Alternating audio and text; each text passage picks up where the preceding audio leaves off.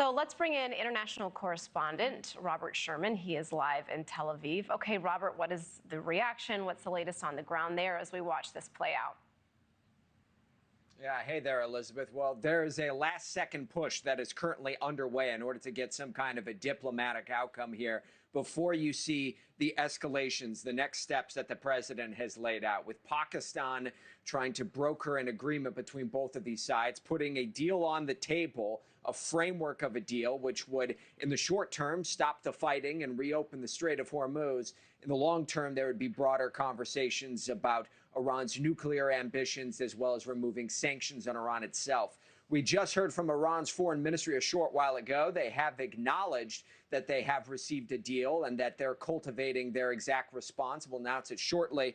In terms of the takeaway from the foreign ministry, these positions were conveyed through mediators from the very beginning, and it is normal for the exchange of messages to continue. However, negotiations are entirely incompatible with ultimatums, crimes, and threats of war crimes. The president saying he wants the Strait of Hormuz open, that key waterway, which is so integral when it comes to the trade of oil and moving it around the globe. He says he wants it open immediately, and if it's not opened, he's prepared to escalate the situation here. This, as the International Energy Agency says, that we're just a couple of weeks away from seeing an energy crisis in Europe itself, in which some of that fuel is going to start to run slim, and that's when they anticipate there will be much more of a problem, which is why you've had President Trump trying to push to get that waterway open. In the short term, however, Iran says that they are not going to be moved by threats. Elizabeth? You know, Robert, so we talk about this possible diplomacy, but it feels as if it's sort of an escalation. I don't really see an end in sight for the fighting. Do you?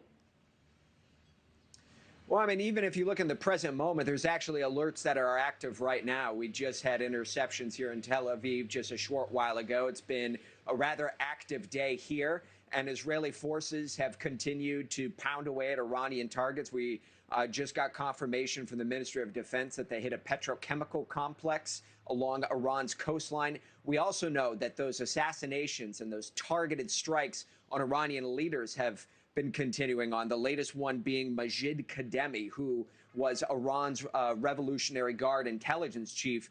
What's notable there is that he was rather new to the job because the previous intelligence chief of the IRGC was eliminated by Israel as well.